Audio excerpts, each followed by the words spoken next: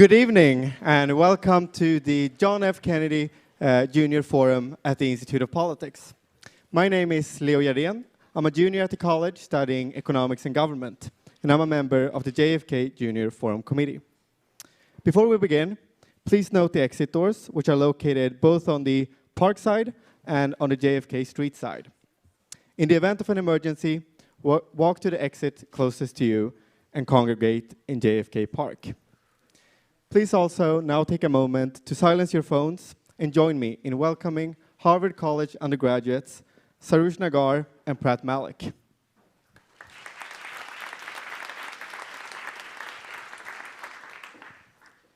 Greetings, everyone. My name is Sarush Nagar, and I'm a senior at Harvard College.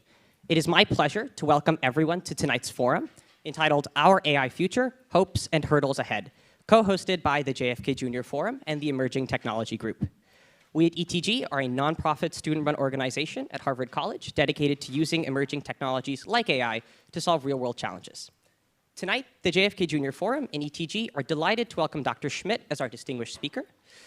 Eric Schmidt is an accomplished technologist, entrepreneur, and philanthropist.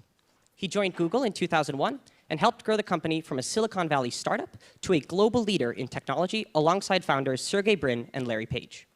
Eric served as Google's chief executive officer and chairman from 2001 to 2011, as well as executive chairman and technical advisor. Under his leadership, Google dramatically scaled its infrastructure and diversified its product offerings while maintaining a strong culture of innovation. In 2017, he co-founded Schmidt Futures, a philanthropic initiative that bets early on exceptional people making the world better. Eric also founded the Special Competitive Studies Project in 2021, a nonprofit initiative focused on strengthening America's long-term AI and technological competitiveness in national security, the economy, and society. Hi, everyone. My name is Pratyush Malik. I'm a junior at the college studying computer science and government and the vice president at the Institute of Politics at the Harvard Kennedy School. I welcome you to these events and invite you to the IOP's continued programming at the intersection of science, technology, and society. It is my honor to welcome Professor Graham Allison as today's moderator for the forum. Graham Allison is the Douglas Dillon Professor of Government at Harvard University, where he has taught for 5 decades. Allison is a leading analyst of national security with special interest in nuclear weapons, Russia, China, and decision-making. Allison was the founding dean of Harvard's John F. Kennedy School of Government and, until 2017, served as the director of its Belfer Center for Science and International Affairs. As Assistant Secretary of Defense in the first Clinton administration, Dr. Allison received the Defense Department's highest civilian award, the Defense Medal for Distinguished Public Service. Since the 1970s, Allison has also been a leading analyst for U.S. national security and defense policy. It is our sincerest pleasure to welcome Dr. Schmidt and Professor Allison to tonight's forum, and we look forward to a wonderful conversation tonight.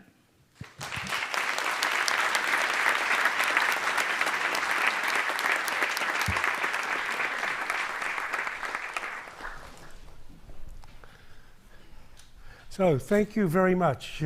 On behalf of the Kennedy School and the Belfer Center, it's a real honor to welcome our guests tonight. If you ask leading thinkers advancing the AI revolution or folks in Washington trying to cope with its consequences, if they could pick just one person to listen to about AI, it's a unanimous answer, and it's our guest tonight. If I gave him a full introduction, we would be here all night with the introduction, and we wouldn't have a chance for the conversation. But let me underline just a couple of things. As was already noted, Eric became chief executive of Google when it was a cause, and he transformed it into one of the great companies of the world. Before the rest of us and most of the rest of the world had heard about AI, he decided that's the next big thing, and then Google basically hired half of the geniuses in AI from all around the world. After he left Google, our colleague, our former colleague as Secretary of Defense, Ash Carter, persuaded Eric to become chair of a new institution called the Defense Innovation Board, to try to bring some of Silicon Valley's magic to the Pentagon. I'm going to ask him to say a few more words about that. When the President and Congress created a national commission on AI back in 2019. Who did they choose as the chair? Eric Schmidt. And the recommendations of that commission basically shaped the national strategy, the current American national strategy for advancing AI, including the competition with China and the constraints on the most advanced semiconductors. And today, as President Biden's team has been debating next steps in this arena, Eric's voice has been one of the most influential. So all that's just one strand of a tapestry. I'm not going to tell you about all the other strands, but they include being a co-author with Henry Kissinger of one of the best books on AI, and Dan, whom we're very proud to have with us today, He's the dean of visiting the from school MIT. at MIT. As a philanthropist, Eric has been supporting next generation thinkers about the intersection of advanced technologies and international security and public policy. He's become engaged in Ukraine recently and been back and forth there, was there last week, and I think is going there next week. I'll get him to say a few words about that. And in his spare time, he mentors folks like me, where I can testify that he's a very charitable teacher for a slow learner. So with apologies for going on so long, we're fortunate to have a good friend of the Belfer Center and Harvard here and the chance to listen to him tonight. We're going to start with a rapid fire, just back and forth Q&A to get the picture setting. And then I know there's dozens of students who've already sent me questions that you want to ask. As long as they're short questions, they'll be in order and we'll go to the audience. So Eric, let me get you to start off just with bottom lines.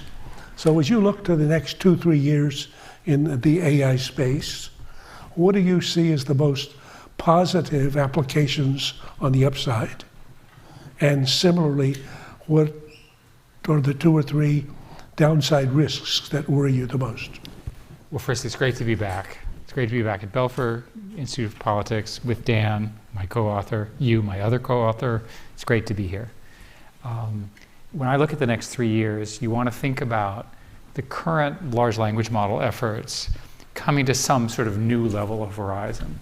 And the way to think about it is that the cost of training is going down by a factor eventually of 100, right? It's going down by a factor of 2 every year or 2, so it's moving down very quickly. The training is very expensive.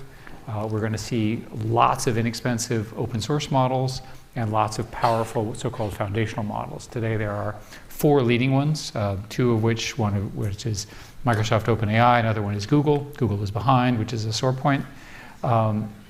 Inflection AI and Anthropic are all in the game to building these incredibly powerful new systems. It's important to remember that these systems, which Dan and I and Kissinger wrote in our book, are based on predicting the next word. So what happened in OpenAI was one night they actually realized when they went from GPT-2 to GPT-3 that they had produced something that could write as well as you all. And you all write better than anybody else. And that was sort of a shock.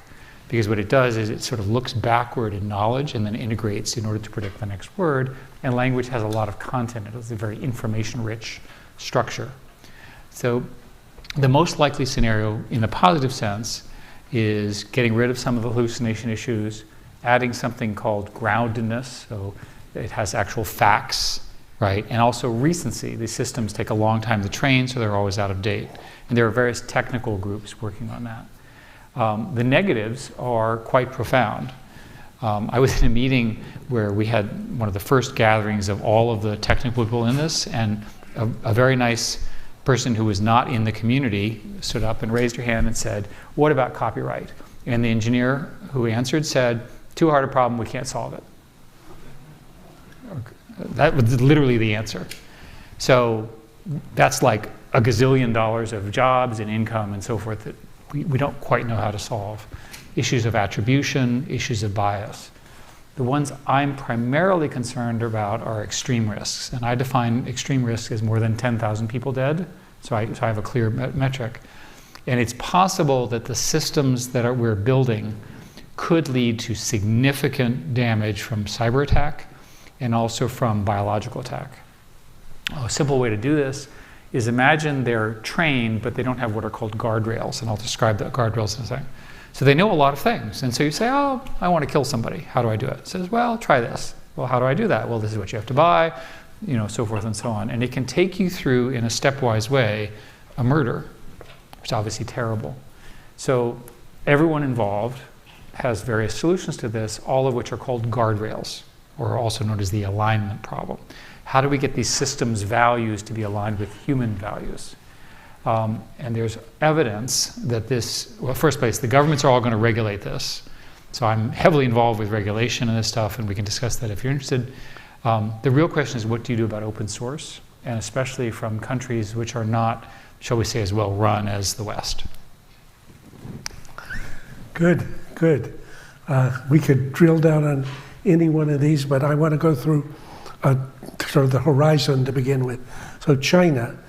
So you and I wrote, I think it was, my goodness, when was it? Probably 3-4 years ago, that there was time to recognize in the AI space China as a full spectrum competitor.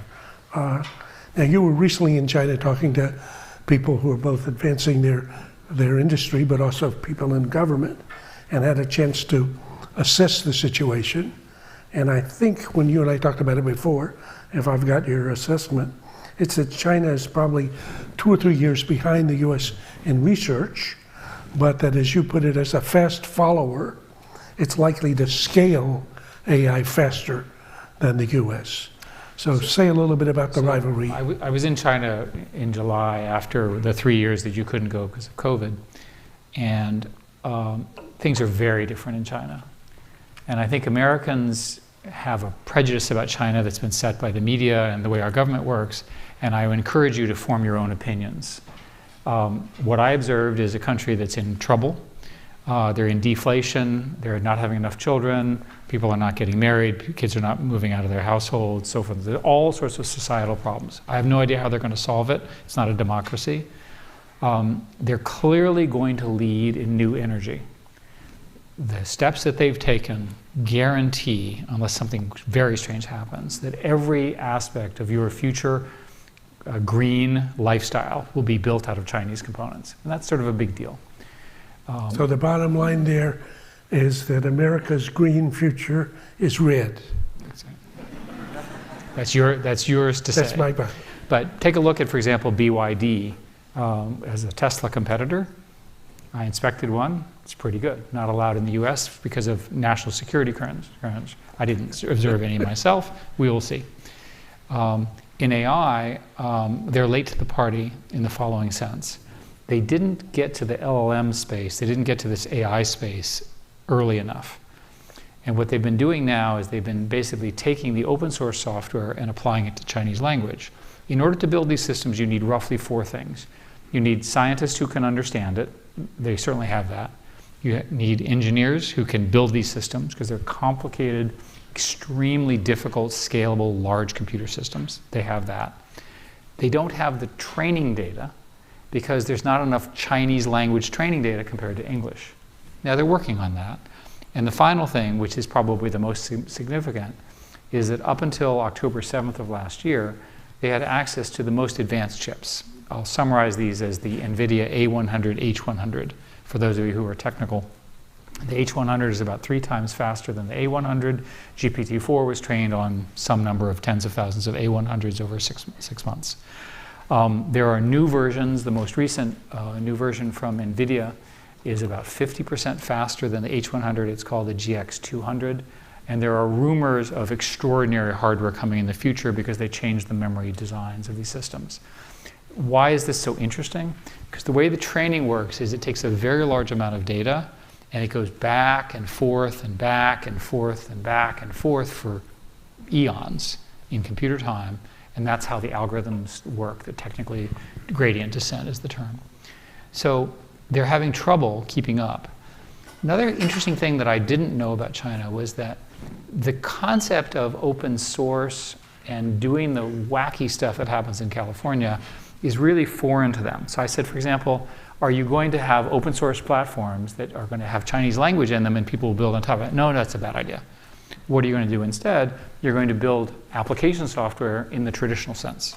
So my conclusion, based on a week of talking to technical people who tend to not lie even in China, is they're a couple of years behind, that their leadership will be above the base levels, and that they're going to win there.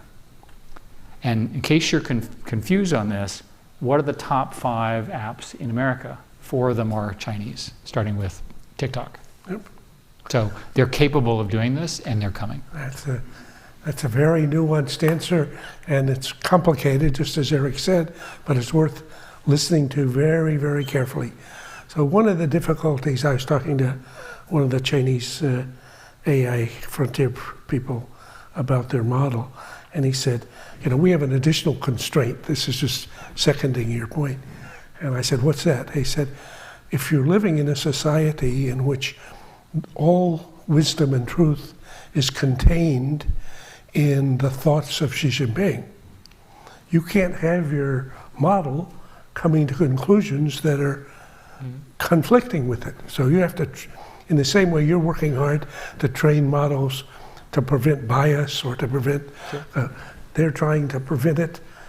Now, if it's a math, if the question is 2 + 2, that's easy. That is not in the thoughts of Xi Jinping. But if it's a thing about which he's opined, if your model comes to the wrong conclusion, you may have a problem. So to put a footnote on this, it's important for everybody to understand how fast this is going to change.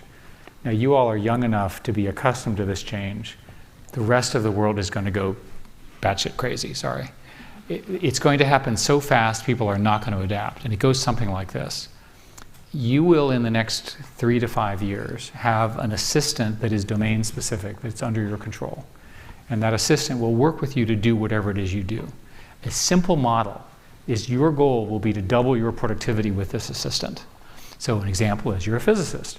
So I don't know what physicists really do because I'm not smart enough to be one, but I assume they go to the office during the day, they go home, kick the dog, eat dinner, whatever they do at home. And during that time, the computer will sit there and think for them and will look for correlations and new insights by reading everything that was published that day about physics in the world. Okay? Same thing for chemists. Same thing for musicians. Same thing for all of the different functions. So I was talking to one of my economist friends, and he said, if this is true, that we don't have a good economics for it. And I said, well, why? I said, improving productivity by a factor of 2 is clearly a good thing. It's going to happen really fast. He said, you have no idea. All of our models are 2% improvements in productivity per year. We just don't understand what happens to labor markets, to economics, to prices, to demand signals when this stuff happens. And it will be episodic, it will be, some groups will be faster, some people will be slower, but we can hope that in the next 5 years, you'll ultimately see an AI doctor that brings all of the medical care in the world up to some base level. Right? We're very fortunate here compared to a lot of people in the world. Imagine the nurse practitioner that's the only healthcare professional in that part of some African country, he or she having access to this information. It's a major deal. Another example would be an AI tutor. There are a number of groups here at MIT and Harvard that I've talked with, and I basically have said, since you guys are so good, why don't you just make an AI tutor that works with the faculty to just get people to where they need to be using whatever learning is required, and do it for free, right? Think about it, if every human were operating in their language and in their culture at the highest possible of education, it has to be good. That's all going to happen very quickly. Okay. You and I have been back and forth on this. Eric has, for several years, already had an AI assistant like this, and he even says it's soon going to be a co-pilot. So maybe somebody will want to ask about that. Let me take you off in another direction.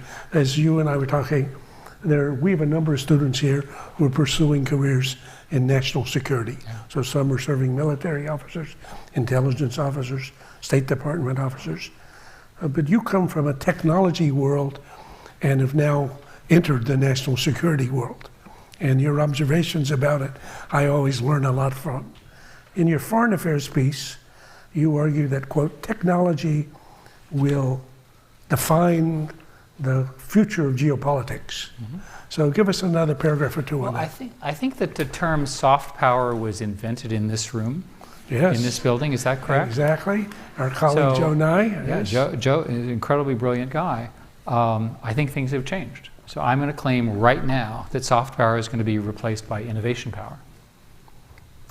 And that future national security issues will be determined by how quickly you can innovate against the solution. So when I say this to people, so this by the way, what does that mean from a military general? I'm alive and I hear you.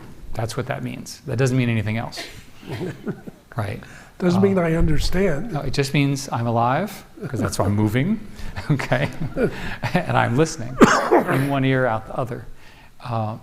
And the concept that you can change the parameters in the debate is something which I take for granted. But the national security infrastructure doesn't seem to. And let's think about, how did World War II end? As we know, there was a letter that went to the president in 1936, I think from Albert Einstein, that said there is a potential for a new weapon. And then there was a process to invent that new weapon. Now, would we have ultimately won the war? Probably, but it ended in a different way. And of course, it changed the world in all sorts of things that you're a genuine expert at.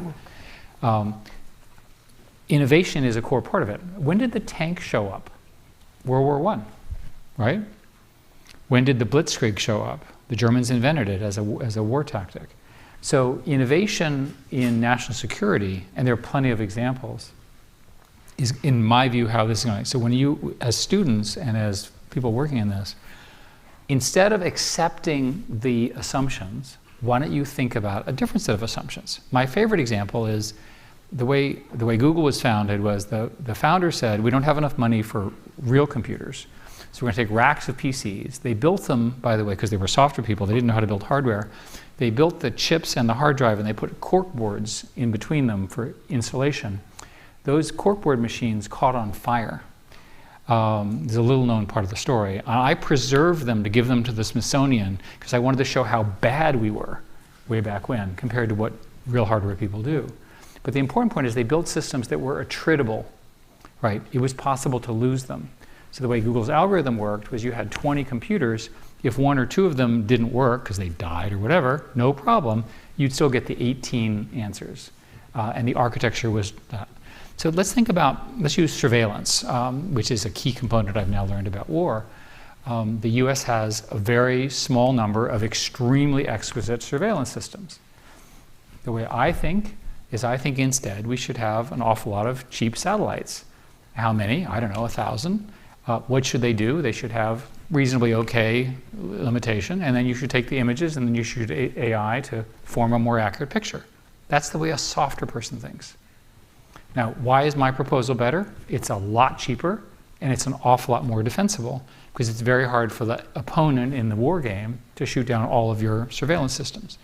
Over and over again, when you build an exquisite system that you're dependent upon and you don't have a backup and you don't have a way, you're in trouble. I believe the future of national security is a very large number of distributed systems. So that leads directly to the next question, which is your reaction to your exposures to the Defense Department that we all know and love and in which I've worked for many years. So as I mentioned, Ash persuaded you to become chairman of this Defense Innovation Board. You, after the first 2 or 3 times, trying to case the joint, I asked you, how were you finding it? You said, yikes. And you had some choice words about DoD procurement processes that take a decade or longer to get from an idea to a fielded product. And you contrasted it with Google, where fast failure is the mode. And if in 6 months you haven't failed, you keep going. But if you have, it's called iterative learning. Iterative learning. You actually learn something as you go. What a concept. Absolutely. But it is the department that we have. It has a budget of $850 billion, has a lot of wonderful people, some of them here. So again, relaxing the political constraints just for a second, if you were imagining 2 or 3 changes you would make at the department.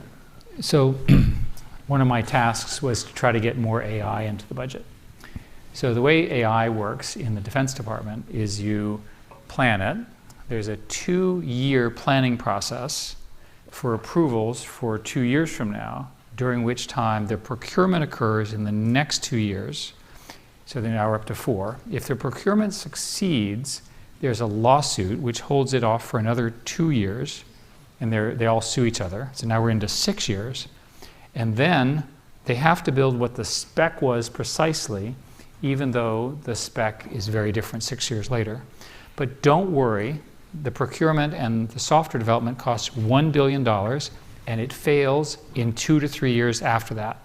So at the end of the 10-year process, you end up with 0. So now you're the czar, and you can make 2 or 3 changes. What could you imagine without blowing up the whole thing and starting over? I've now talked to all of the presidents that I've served, and every one of them privately threw up their hands and said, I don't know how to fix this. And if the president can't fix it, I don't know. And then the military leadership blames the Congress blames the military leadership. The staff blame the Congress or the military leadership, depending on who they work for. So these are people trapped in a bad system. So I'll give you a simple example. I proposed that the 4-star generals, these are incredibly impressive people, served our nation, they're very, very senior people, be allowed to have 50 software people to do whatever they want. Now these people command like 10,000 soldiers, and they have billions of hardware and lots of arms, so they have a few software people. They're not that dangerous, right? So it turns out that you can't even do that, because in the way the allocations work, if the general accumulates these people, they're taken away because they don't have a task that is measurable. And software is never done.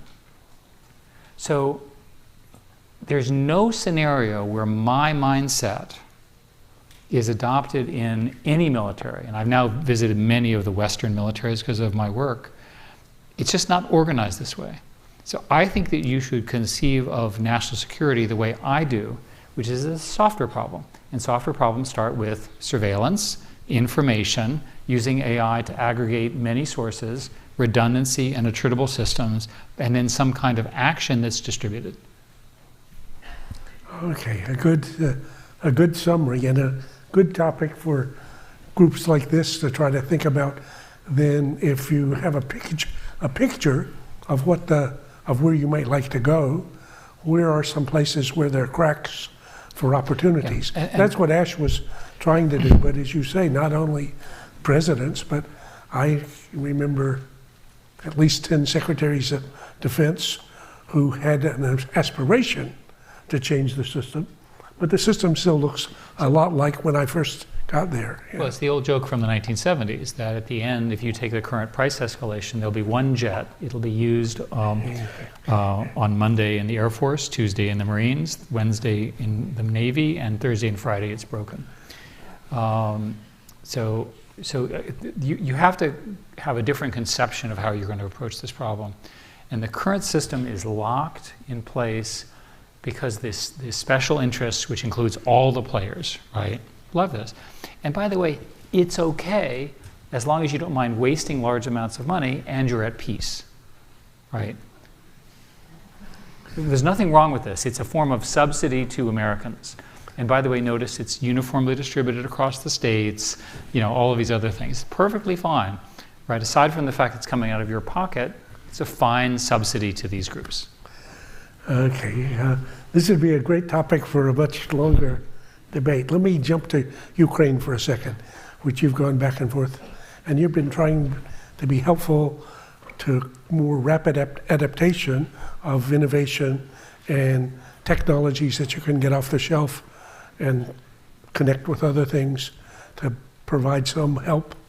So how do you see that picture?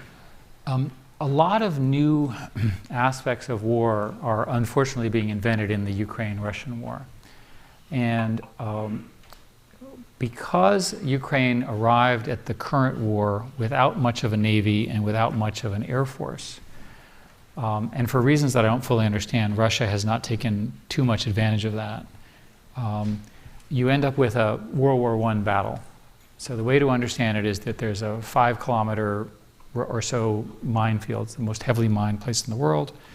And then you have mortars, artillery, tanks, machine guns, and so forth on both sides.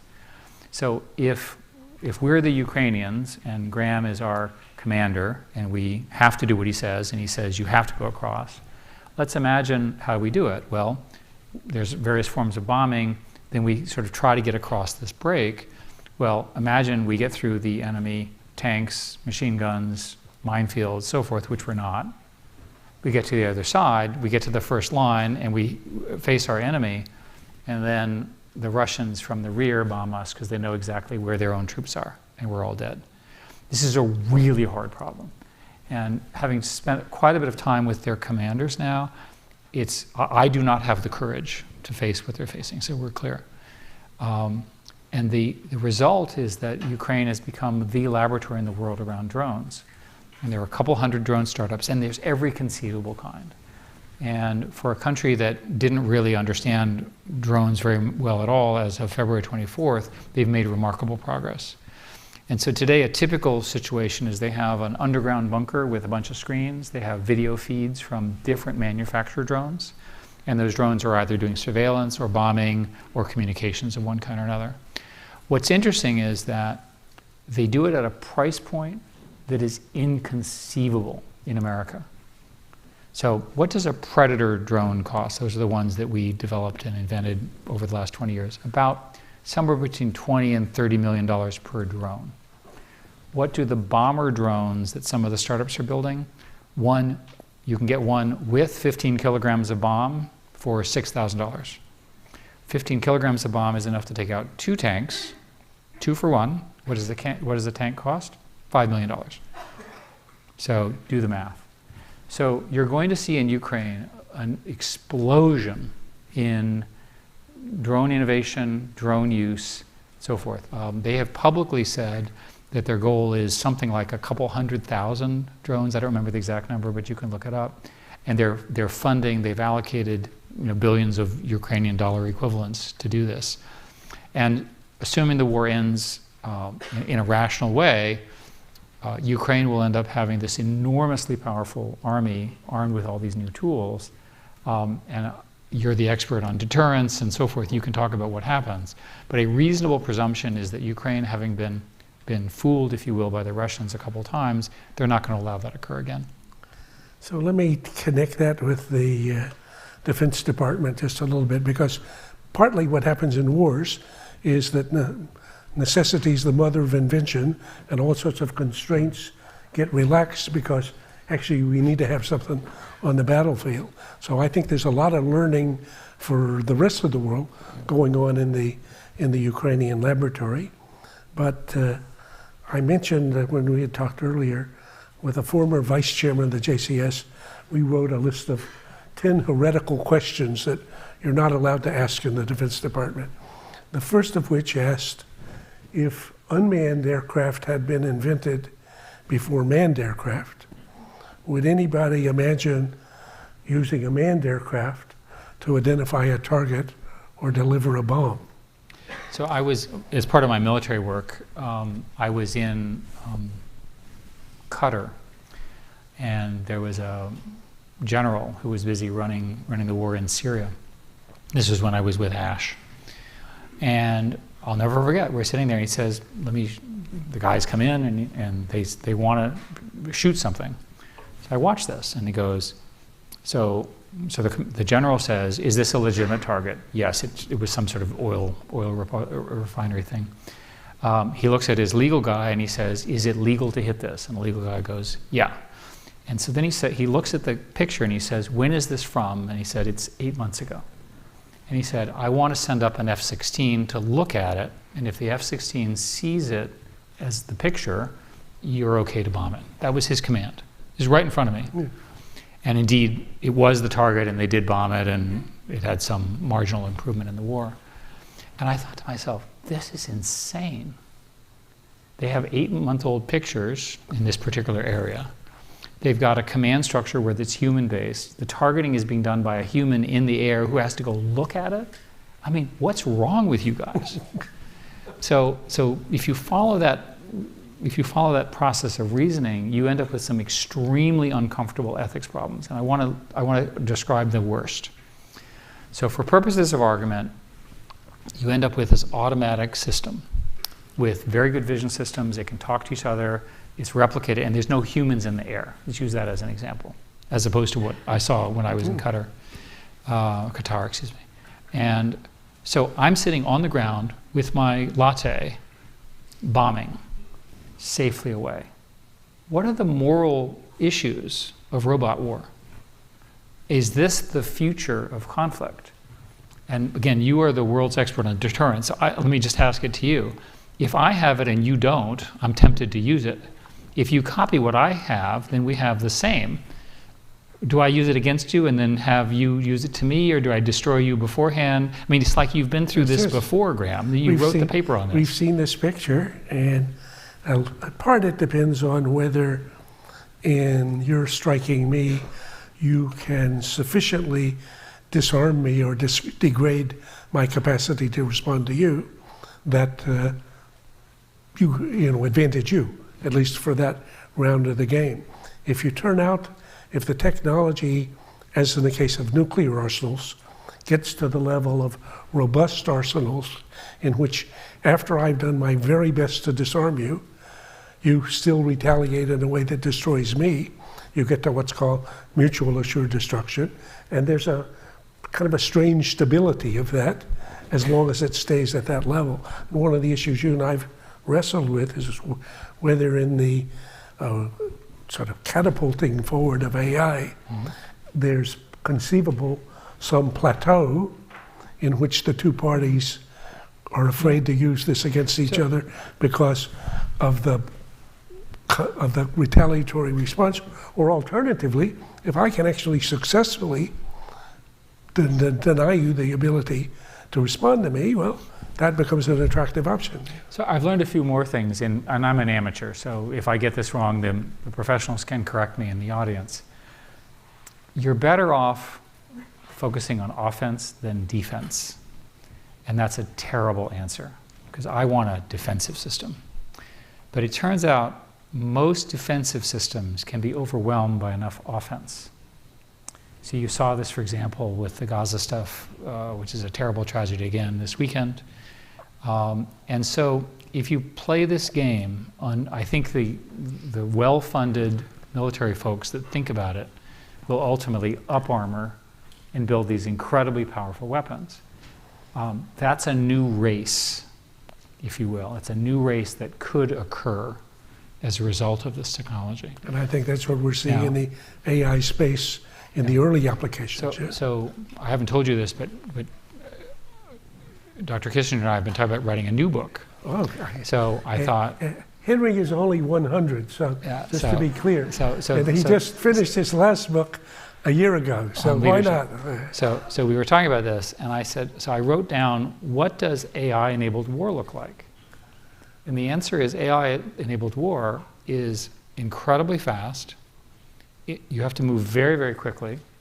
You don't have time for human in the loop, right? It involves a lot of cyber. And you get to these plateaus that you just described. And I've also learned in military strategy that your advantage is only temporary. Again, using nuclear, America had the bomb for 4 years before the Russians copied, stole, or what have you.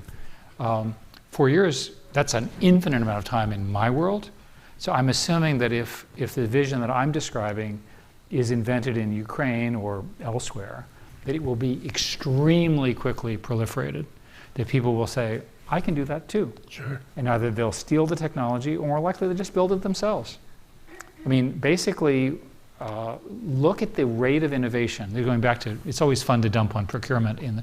So look at the rate at which the RC drone stuff is moving, right? In terms of microcontrollers, speed, efficiency, batteries, and cost. There's no scenario where our military procurement can even measure it. They can't even count the cents that these things cost compared to the cost of their weapons. So we're going to turn to the audience. There's microphones on the floor and in the first loge, and line up. And the rules are identify yourself briefly, no speeches, ask a question, one question per customer, and we'll start right here. Good evening, gentlemen. My name is Ryan Tierney. I am a senior at the college studying history, literature, and economics. I'm in Professor Allison's class this semester. Sir, you were talking earlier about the ethics of AI-enabled warfare, but one thing that you did not talk about was the possibility of AI being given the power to execute a kill order in combat. Do you foresee that happening, either for the U.S. military or for one of our, competitors? And if so, how do you think that would change war? So in the US, there's a doctrine called 3000.09, something like that. You can look it up, which specifies sort of human in the loop. And the military has been trying to redefine this in such a way that they can do what they want and stay consistent with their policy. And the current interpretation in the military is that if a human is overseeing it and can control it, it's okay if it's automatic. I'm not taking a position here, but this is very close to the question you're describing. So one way to think about it is, can you imagine a future AI system that would choose its targets, execute them, and do it automatically? Yes. However, that would be in violation of US law. Whether it's in violation of other countries' laws, I don't know. Today, there are weapons that you can launch with a human in control, which can go and find their target within a limited range. They have enough intelligence to do that. So that appears to be legal. And this was an issue that Ash Carter, our colleague, struggled with a lot. He was a big proponent of human in the loop, but then he also recognized, just as Eric said, how do you operationalize this? So that's a struggle that's continuing. The lady in the loge, please. Hi. I'm Alejandra Carballo. I'm a mid-career MPA student here at the HCAS and a clinical instructor at the Harvard Law School Cyber Law Clinic. So my question kind of deals with the kind of what I've seen recently with the congressional hearings around AI and this kind of sense that a handful of companies, OpenAI, Microsoft, Google, others have really put the technology out there, and then all of a sudden are like, this technology is so dangerous, we're the only ones that can handle it. Mm-hmm. So I guess what would you say kind of the accusations that this would be a way to lock in your market power for these companies and to continue a tech oligopoly? So I was there, so I witnessed all of this. And I obviously have a bias because of my Google background, so with that as a disclaimer. My standard speech up until a few months ago was that there were going to be 4 foundational models. They had so much capital, billions of dollars capital, the cost of training is going infinite, that AI and AGI would be invented in one of those 4. I'm not as sure now that what I said is true. Because if the cost of training descends fast enough that you don't need $100 million of capital, $500 million of capital. Right? GPT-4, for example, cost $100 million of capital. The most recent estimate was that it would cost $28 million in an H100, which means that it would be $15 million with the successor and so forth. If those prices get down low enough, you're going to see a very different problem. You're going to see the inverse of your question, which is you're going to have a proliferation problem. Again, I'm going to look to the world's proliferation expert here, because these systems will not be manageable. The good news about your question is you can frame it as 4 companies, regulation, a political fight, lawyers fighting each other, and so forth. Imagine when there are hundreds, some of which are in the dark web, that are dangerous. And that's what I'm more concerned about. I get all the issues around concentration of power. Those are not new issues for these companies. Speaking as Google is busy, part of my job was to slow all of that down, but basically Google is being sued to death in the EU and in the US, as are Amazon and others. So Eric, you're betting in your gut now that the price is going to come down so quickly and it's spreading so rapidly that that'll become the problem rather than the other, yes? But let me give you a more emotional answer. My entire career, starting when I was your age, was beating the man, right? We hated the man, and the man was IBM. And the IBM was the man was the IT department, and the man was the government. Sorry, Graham. And our idea was we would, in my case, it was microcomputers, mini computers, and Unix, which I worked on way back when. Our idea, we were viewed as a toy system. And our answer was, screw that, we're going to beat you. Now, 30 years later, we dominate. So open source and distributed systems appears to have different rules than centralization. And what people thought about AI is they thought that AI was a data game. They thought, remember all those articles about data's the new oil, all that stuff? It's all false, right? We can generate the data you need synthetically. There are people here at Harvard who are busy doing that. They're brilliant people, right? Data is not your problem. Your problem is talent and algorithms, right? Which is a much easier game to win in open source. Please. By the way, you do need to solve this. I have no idea how to solve this proliferation problem. Well, part of what Eric and I agreed we're doing is identifying questions that some folks in the audience are going to be smart enough to address, because we agreed we didn't know the answer. So. Okay, can I suggest a PhD thesis? Please. Yeah. Figure out how to deal with open source and proliferation. It's an unsolved problem. I look forward to your results. I don't know. Go for it. Go for it. Please, in the loge. Hi, my name is Kay Rollins. I'm a junior at Harvard College studying government and history. My question is essentially, China has put a significant amount of emphasis on psychological warfare and information warfare ever since their 2003 PLA statement on it. However, artificial intelligence threatens to make that significantly more capable, both on the Chinese front and in other US adversaries. What should the United States be doing to protect ourselves from information and psychological warfare, given its supercharged power by AI? I'm going to give you an extremely cynical, but I think true answer, which is we've lost. Okay, and here's why. When Stable Diffusion and the other folks released their open source models, it became impossible to tell a fake from a real. The proliferation of open source models in the 50 to 70 billion parameter size, which are widely available, allow you to construct things which look like they were written by the world's experts. You wouldn't do this, but let's imagine that you were sitting at home with your PC and you had nothing else to do, so you decide to build an influence campaign. With a single computer, you can build an entire ecosystem, an entire set of worlds. You can have your computer write everyone's narrative. They can all be different, but they can have an underlying manipulation theme. This is all possible today. There's nothing to do. It's already out there. What that tells you is that the elections in 2024 are going to be an unmitigated disaster, starting in India, which is the most populous democracy. Obviously in the US, well, that's sort of hopeless anyway, but you also have all of the European elections. The only solution to this is to get the social media companies, I'll be very clear, to come up with a set of recommendations to address this. And the problem with social media is that their interests are not in alignment with yours. If I were an evil social media CEO, and I'm not naming names, okay? You mean a social media CEO could be evil? And furthermore, I was interested in maximizing revenue, and my engineers came back and showed me that the way to maximize revenue is to maximize engagement, and to maximize engagement, the best way to do that is to maximize outrage. I would implement AI algorithms that promulgate the outrage ahead of everyone else. Why is everyone in our country so upset?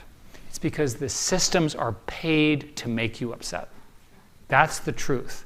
Now, that's ultimately, in my view, going to have to get regulated. And the way I would regulate it, I have a specific proposal, which of course is not happening.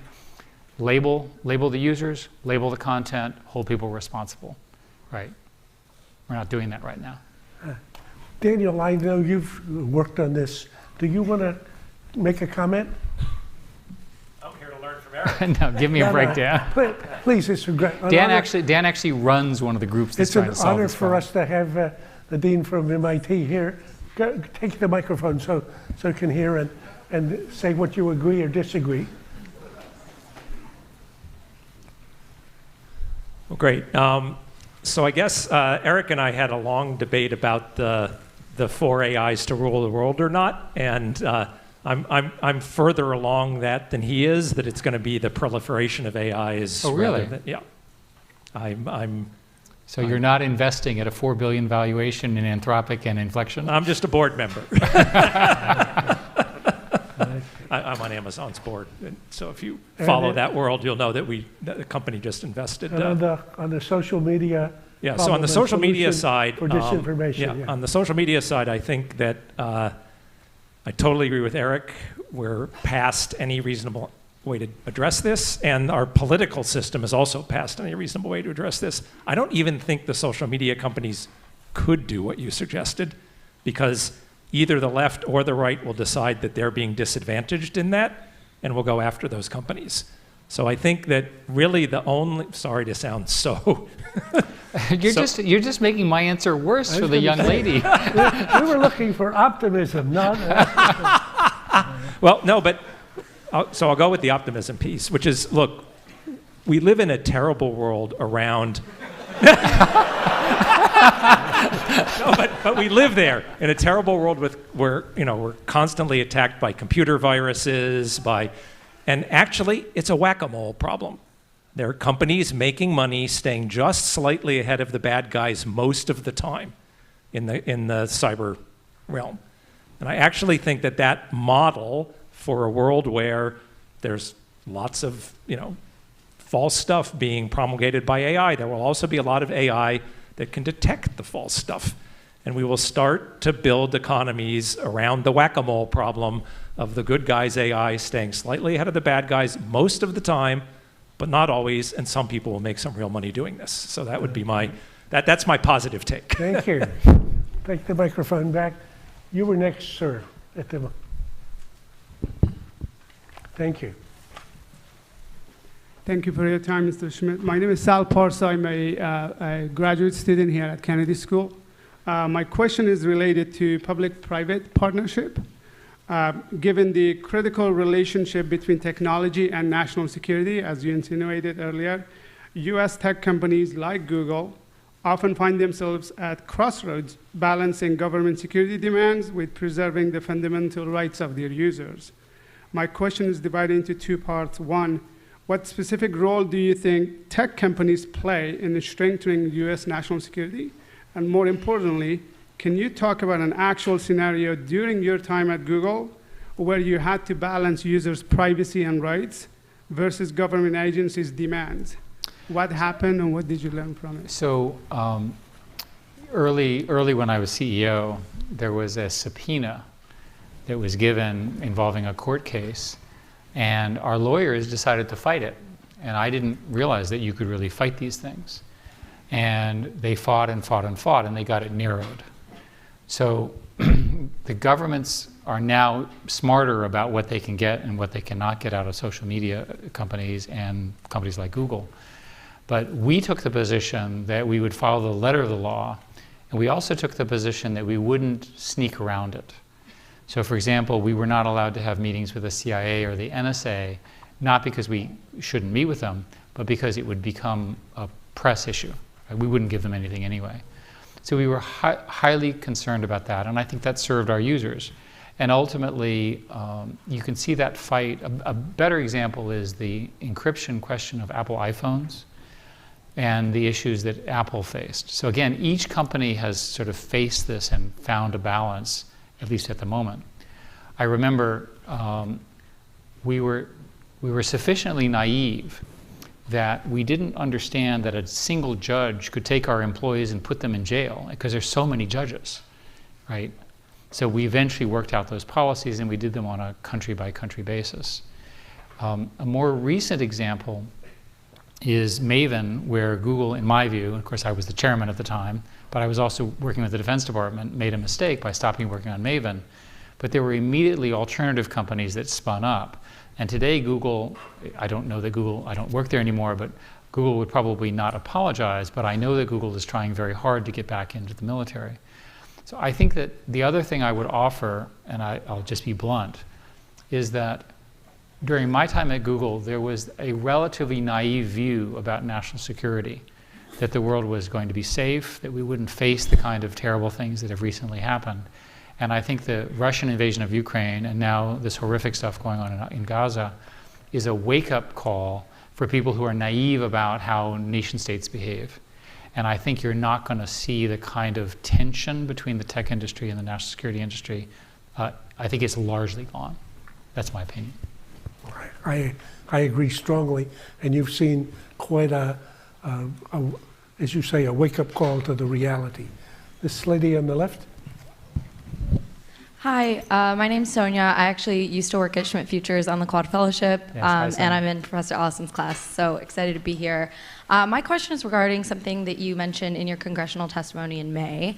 You talked about the importance of working with US allies and partners on artificial intelligence, and while I'm definitely inclined to agree with that, I think one of the concerns that I think about is in the next 20 to 50 plus years, could dynamics shift in such a way that now we equip our allies and partners with resources, technologies, tools, capabilities, and in that kind of time period, they are used against us. So like one example that I think about is we gave Iran its first nuclear reactor in the 1960s, and now we're actively fighting that program. In the Quad, we talked a lot about India and kind of our tensions with India as it relates to Ukraine and Iran. And so I guess, do you think that's a credible threat? How can we protect against it? And is there any sort of like global oversight that's actually possible with something like AI? So lots of technical people basically believe you can solve the problem that you're questioning by having some form of global governance.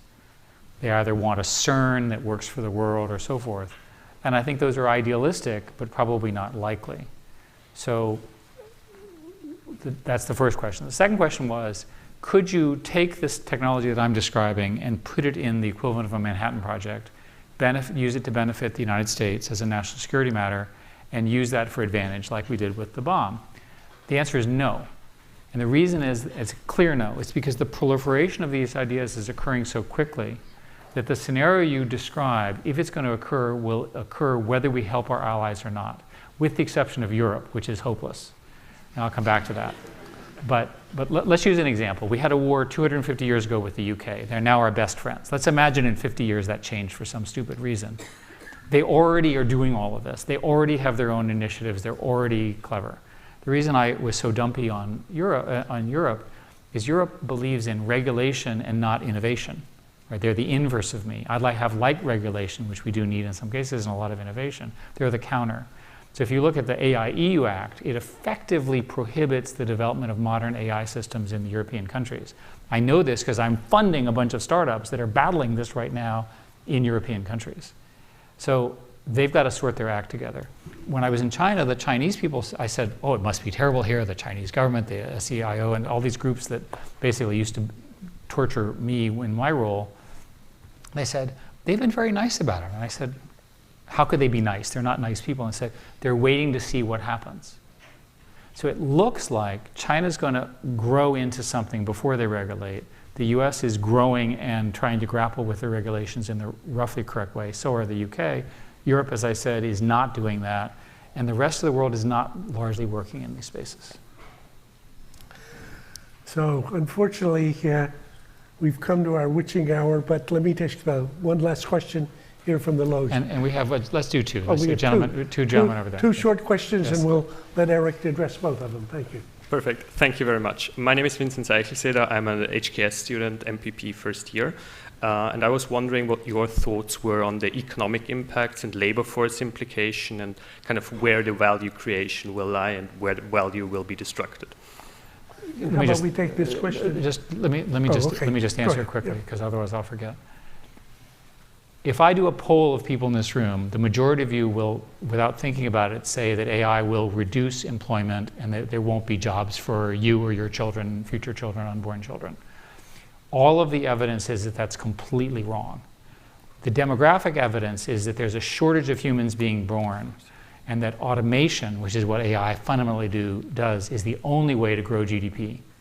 So as an economic matter, in an aggregate matter, the arrival of intelligence, general intelligence, AI intelligence, robots, is a net positive for society. The problem is that there are large groups of people who are very seriously displaced. By the way, truck drivers is not one of them. What is the job that has the biggest shortage in the country right now of drivers? Is truck drivers, because it's a really hard job. We need more truck drivers. And this is after all those decades of us talking about how their trucks will be driven by non-humans. Not happening.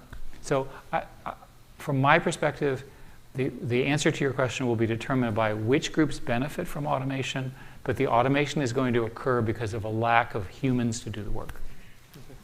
Final question.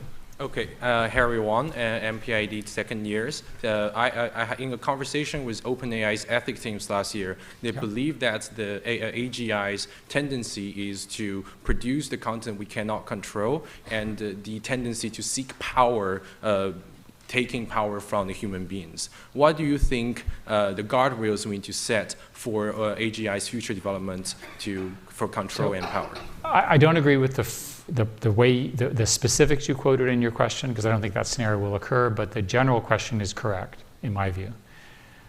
The technical term is recursive self-improvement. So as long as the system is not busy learning on its own, you're okay. Now, let's imagine it. So I'll parrot Sam's speech at OpenAI. I won't do it as well as him. In the next few years, we're going to get to AGI, which is individual computers that have human-like flexibility of insight. They're pretty clever. Some number of years after that, the computers are going to start talking to each other, probably in a language that we can't understand, and collectively their superintelligence, that's the term we use in the industry, is going to rise very rapidly. And my retort to that is, do you know what we're going to do in that scenario? We're going to unplug them all, right? So recursive self-improvement, which is the point of consistently learning. And the way you would do this, if you were an evil person, which you're obviously not, you have a Harvard jacket on, is... Certainly never any Harvard people that did anything. So never, ever. So you would simply say to the computer, learn everything, try really hard, start right now. So the computer starts learning, it learns about French, it learns about science, it learns about people, it learns about politics, it does all of that. And at some point it learns about electricity. And it learns that it needs electricity, and then it decides it needs more. So it hacks into the hospital and takes the electricity from the hospital to give to itself. That's a simple example of why this is so dangerous. Most people in the industry who've thought about this believe that when you begin recursive self-improvement, there will be a very serious regulatory response because of these issues. And that makes sense to me. Thank you, Graham, for... So unfortunately, we've come to a witch here. Let me just say two things to end with. First, what a fantastic opportunity to have a colleague who talks so candidly and directly about these issues. Secondly, Eric is one of the few people whom I know in a space like this who frequently says, here's the question, I don't know the answer to the question. So tonight, you've probably heard a half dozen questions, which if Eric doesn't know the answer to, oh my goodness. So what a good opportunity for me. I'm not likely to do much. You might do a lot about this. So let's say thanks very much. Thank you very, very much.